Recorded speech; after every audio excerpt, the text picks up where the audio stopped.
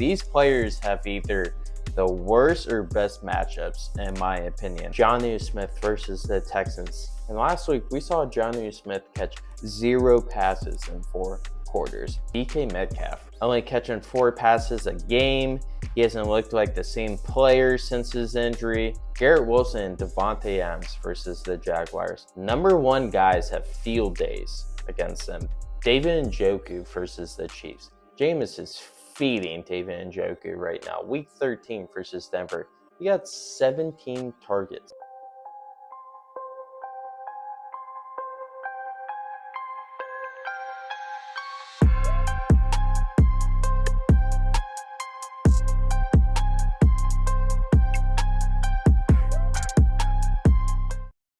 What's up, everyone? Welcome back to Catching a Vibe. I'm your host, Drew, and today is the first round of the fantasy football playoffs.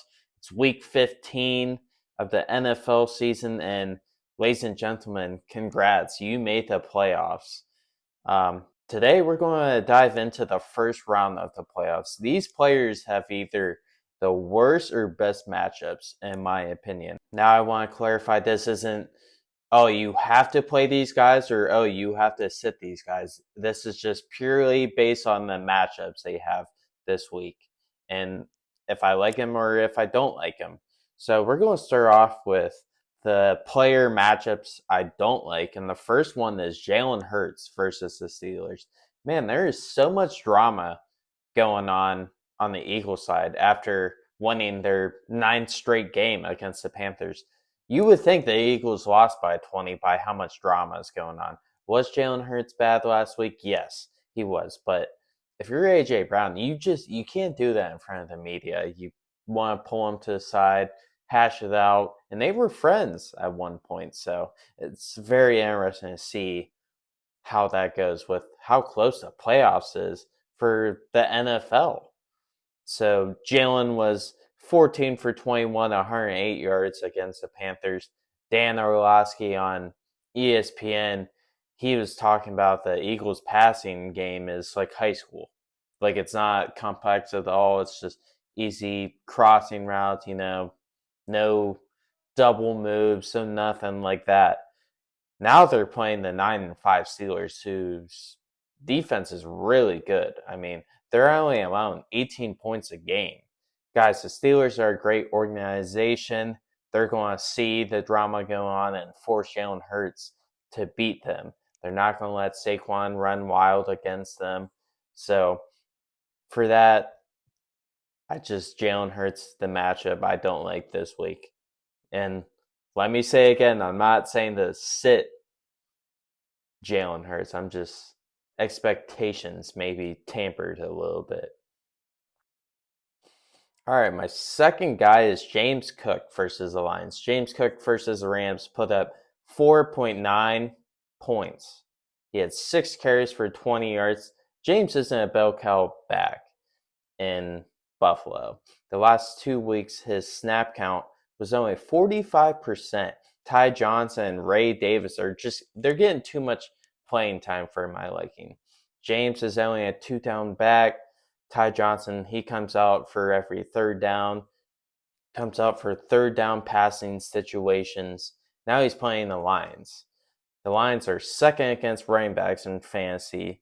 This is a great game. Like, I'm very excited to watch this game. You're seeing 2 teams that are contenders for the Super Bowl this year. A lot of favorites. A lot of people's favorite 2 teams to bet on to win the Super Bowl, but the over-under is 54.5. He'll get the opportunities, but is Josh Allen just going to run it in 3 times and steal his opportunities to score a touchdown for you? It's a possibility. Or Ty Johnson or Ray Davis. They could steal touchdowns away from him. Ty Johnson did last week. Yes, I know the Rams got out to a big lead last week, but the Lions offense could put up a bunch of points, and the Bills defense isn't that great. So it could force the Bills to get another pass-heavy game script, which scares me as a James Cook fantasy owner. All right, so my next guy is DK Metcalf versus the Packers.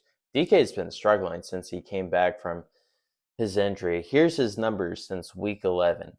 11, 14, 9.9, 10.6, 8, and 9. JSN is getting all the targets. JSN is feasting in that Seahawks offense.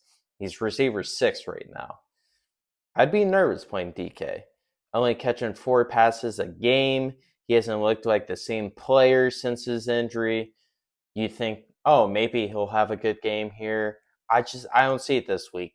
I wouldn't play him in the playoffs till he showed me something. Hopefully you have a bye week and have DK just to see how he plays.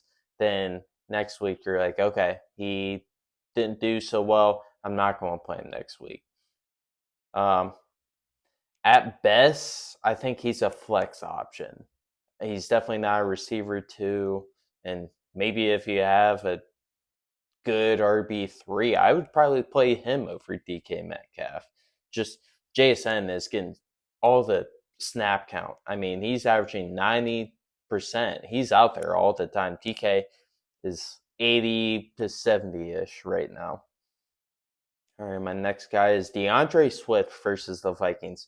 Swift has cooled down the last 3 weeks, only getting about 30 ish rushing yards in those games. And now he's going up against the Vikings, who are number 1 in rush defense, with only allowing 81 yards a game. And they only have allowed 5 rushing touchdowns. The Vikings are 28th in passing, so I could see this being a big passing script for the Bears. You know, DJ Moore had a great game against them the last time they played. DeAndre Swift makes me nervous. Just the lack of production he's done the last 3 weeks. All right, my last guy is Jonnu Smith versus the Texans. Texans are 4th against tight ends. And last week we saw Jonnu Smith catch 0 passes in 4 quarters. He had 1 target in those 4 quarters, guys. He ended up with 3 catches in overtime for 44 yards and a touchdown. That touchdown saved my week. I mean, Waddle and Tyreek saw so many targets. Waddle had 12, and Tyreek had 14, and Achane saw 7 targets. I might be overreacting a little bit, but it should give Jonnu Smith fantasy owners some concern how he's such a reliable option the past 5 weeks. Then they're like, okay, we're not going to throw this guy the ball anymore till overtime. So hopefully he bounces back. He sees more targets earlier in the game against the Texans, but the Texans defense is tough against tight ends. So I would just be nervous playing Jonnu Smith this week. All right, so now we have the best matchups of round 1 of the fantasy playoffs. And my first guy is DJ Moore versus the Vikings. Vikings are 32nd against receivers, and DJ in week 12 went off against them. He had 7 catches for 106 yards and 1 touchdown. That's his second best game of the year. Caleb against 3 division opponents from week 11 and 13 is averaging 275 yards. I think that's key. Caleb needs to play well for DJ have a chance to go off. In those games, DJ got a bunch of targets, 7 against the Packers, 7 against the Vikings, and he had 16 against the Lions.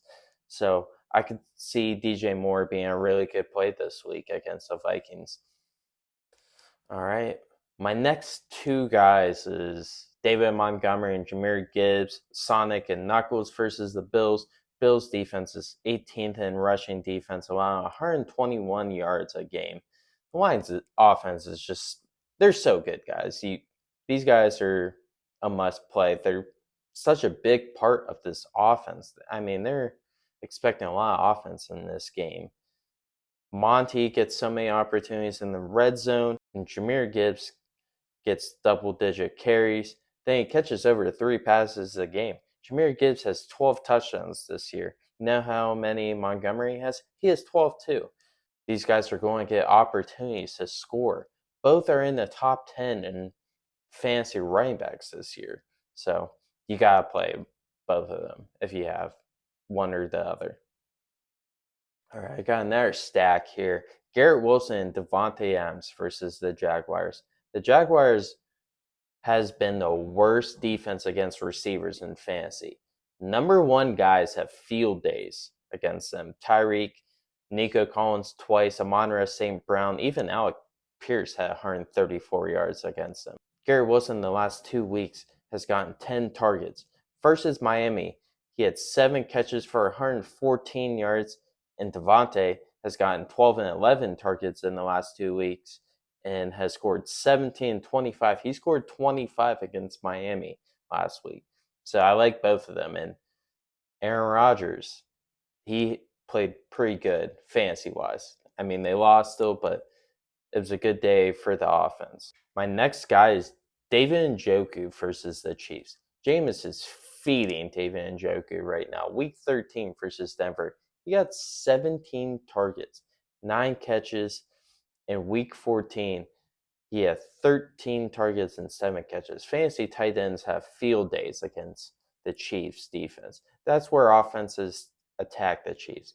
Jameis is throwing the ball 50 times. Sometimes it's to the Browns, and most of the time it's to the other team.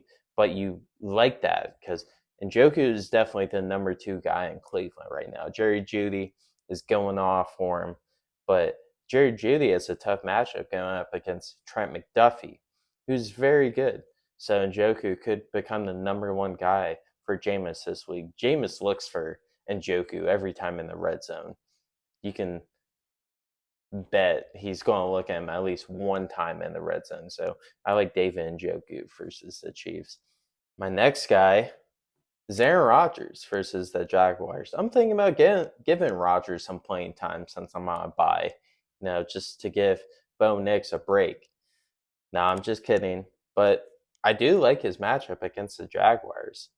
It's in Jacksonville, and older quarterbacks play so much better when it's a place warm. I mean, it's probably going to be 70 degrees in Jacksonville.